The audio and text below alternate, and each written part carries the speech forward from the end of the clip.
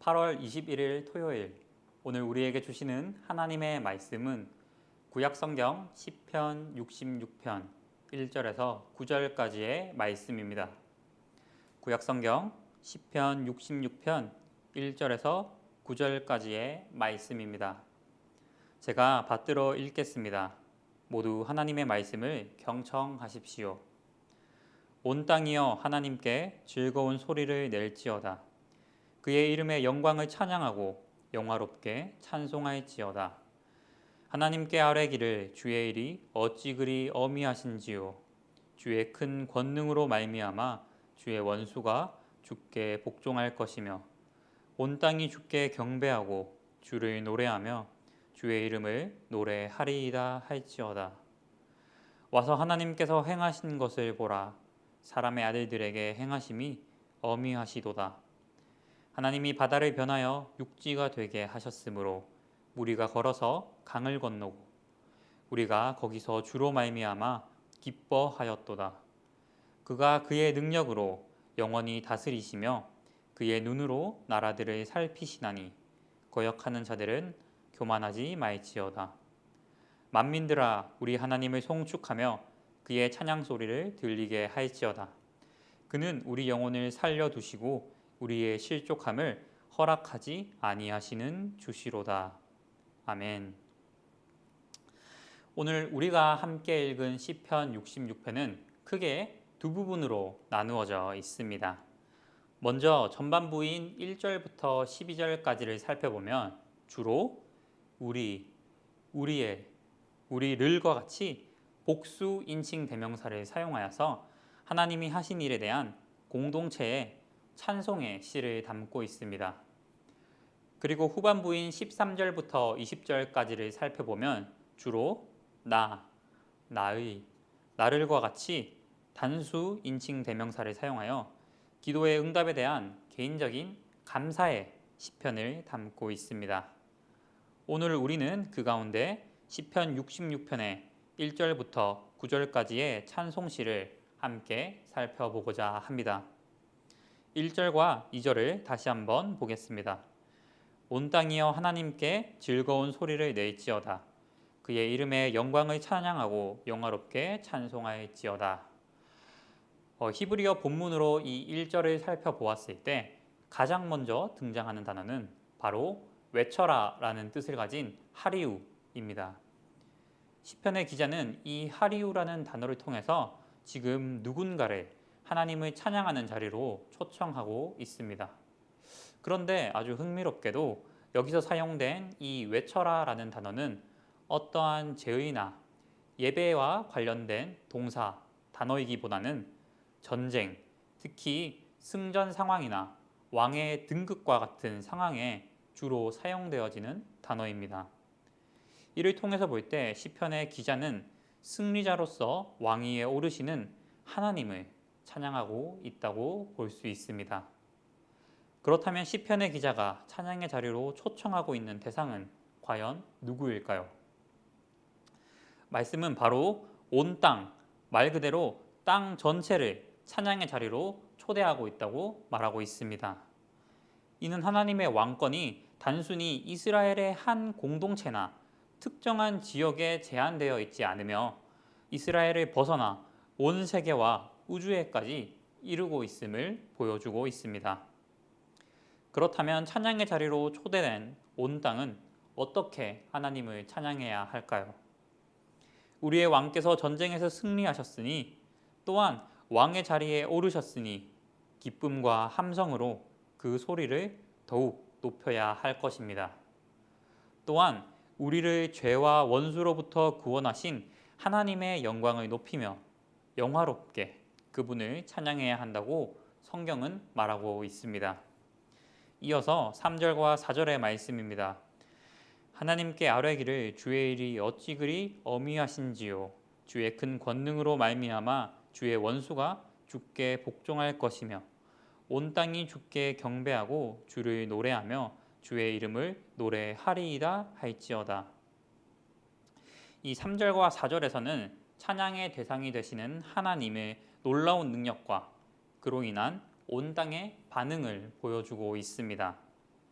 이 3절에서 사용된 어미하다라는 단어는 사실 우리의 일상에서는 잘 사용되지 않는 단어입니다. 국어사전에 이 뜻을 살펴보면 엄하고 위풍이 있다라는 뜻을 가지고 있습니다. 또한 성경에서는 이 단어가 경외와 두려움, 초월과 존엄하다라는 뜻으로 사용되어지고 있습니다. 그렇습니다. 우리 하나님께서 하시는 모든 일들은 사람들로 하여금 두려움과 경외함을 갖게 하며 우리의 생각을 초월하는 존엄 그 자체임을 시편 기자는 노래하고 있습니다. 심지어 하나님의 능력이 얼마나 놀랍고 위대하면 하나님의 대적하던 이들까지도 패배를 인정하고 그 능력 앞에 굴복할 수밖에 없을 것이라고 이야기하고 있습니다. 이렇게 놀랍고 위대하신 하나님의 능력 앞에 온 땅은 무릎을 꿇고 경배해야 할 것이며 하나님을 찬양하며 그 이름에 합당한 영광을 돌려야 할 것입니다. 이어서 5절에서 7절의 말씀입니다. 와서 하나님께서 행하신 것을 보라. 사람의 아들들에게 행하심이 어미하시도다. 하나님이 바다를 변하여 육지가 되게 하셨으므로 무리가 걸어서 강을 건너고 우리가 거기서 주로 말미암아 기뻐하였도다. 그가 그의 능력으로 영원히 다스리시며 그의 눈으로 나라들을 살피시나니 거역하는 자들은 교만하지 말지어다. 5절 히브리어 본문의 첫 마디는 와서 보라입니다. 성경은 지금 무엇을 보라고 말하고 있나요? 바로 하나님이 이루신 일, 곧 사람의 아들들을 위해서 그들의 역사 가운데 행하신 일들, 눈에 보이는 가시적인 사건들을 직접 보라고 이야기하고 있습니다. 6절에서는 앞서 5절에서 이야기하는 하나님께서 행하신 일들에 대한 구체적인 역사적 사건들을 제시해주고 있습니다. 바다를 변하여 육지가 되게 하셨다는 것은 곧 하나님이 이집트 군대 앞에서 이스라엘이 홍해를 건너게 하신 것을, 그리고 강을 건넜다는 것은 요단강을 건너 가나안 정복을 시작할 수 있게 하신 것을 상기시켜 주고 있습니다. 하나님께서 이스라엘 백성들 가운데 역사하신 이 구체적인 사건들은 당시 이스라엘 백성들로 하여금 기쁨과 구원의 감격을 누리게 해주었을 것입니다. 하지만 이 시편의 기자는 이스라엘 백성 공동체로 하나님의 구원의 기쁨과 역사하심을 제안하고는 있지 않습니다. 7절에서 우리를 살피시는 하나님의 보호하심이 시간적인 차원으로는 영원까지, 그리고 공간적인 차원으로는 모든 나라들, 곧 온 세상에 미치고 있음을 보여줍니다. 8절과 9절의 말씀입니다. 만민들아 우리 하나님을 송축하며 그의 찬양 소리를 들리게 할지어다. 그는 우리 영혼을 살려두시고 우리의 실족함을 허락하지 아니하시는 주시로다. 시편의 기자는 1절에서는 온 땅을 호명하였지만 8절의 선포에서는 만민들로 변화하여서 호명하고 있는 것을 볼 수 있습니다. 그러나 이 또한 온 땅과 마찬가지로 이스라엘 백성뿐 아니라 모든 이방 민족까지 아우르는 단어입니다. 시편의 기자는 세상의 모든 만물은 다 하나님의 통치 아래에 있으니 하나님께서 하시는 일에 주목하고 어서 우상을 떠나 하나님께로 나아오라고 담대한 선언을 하고 있습니다. 사랑하는 영암의 성도 여러분, 이사야 43장에는 우리의 창조 목적이 바로 하나님을 찬양하기 위해서라고 고백하고 있습니다. 그렇습니다. 우리는 하나님을 찬양하기 위해서 창조되었습니다. 우리가 하나님을 찬양할 때 비로소 우리는 창조의 목적을 이루는 것이라고 할 수 있습니다. 오늘 시편 기자의 고백처럼 어미하신 하나님의 일 앞에 즐거운 소리로 기뻐 찬양하는 우리가 되기를 원합니다. 또한 우리의 찬양이 단순히 예배당 안에서 불러지는 노래로 그치는 것이 아니라 예배당에 나와서 우리가 살아가는 모든 삶의 순간순간마다 드러나기를 원합니다. 때로는 입술로, 때로는 우리의 마음으로, 우리의 삶으로 오늘 말씀의 고백처럼 하나님의 이름에 영광을 찬양하며 살아가는 우리 모두가 되기를 소망합니다. 기도하겠습니다. 찬양 받으시기에 합당하신 하나님, 8월 21일 토요일 아침을 하나님의 말씀으로 시작하게 하시니 참으로 감사합니다. 오늘도 주신 말씀 붙들고 살아가는 하루가 될 수 있도록 힘과 지혜를 더하여 주시기를 원합니다. 하나님, 온 땅이 세계 만물이 하나님의 손에 의해 창조되었음을 믿습니다. 또한 모든 만물의 창조의 목적이 하나님을 찬양하기 위해서임을 우리가 알고 있습니다.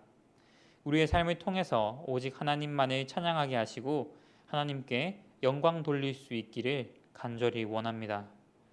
오늘 시편의 말씀처럼 자기 백성을 끝까지 책임져 주시는 하나님께서 우리의 왕이자 아버지이심을 고백합니다. 하나님, 코로나로 인해서 계속되는 어려운 환경 속에서도 우리가 하나님을 찬양합니다. 우리의 영혼을 구하시고 우리가 실족해 허락지 않으시는 하나님을 믿기에 우리 앞에 어떠한 두려움도 겁낼 것이 없습니다. 할렐루야, 하나님을 찬양합니다. 예수님의 이름으로 기도합니다. 아멘.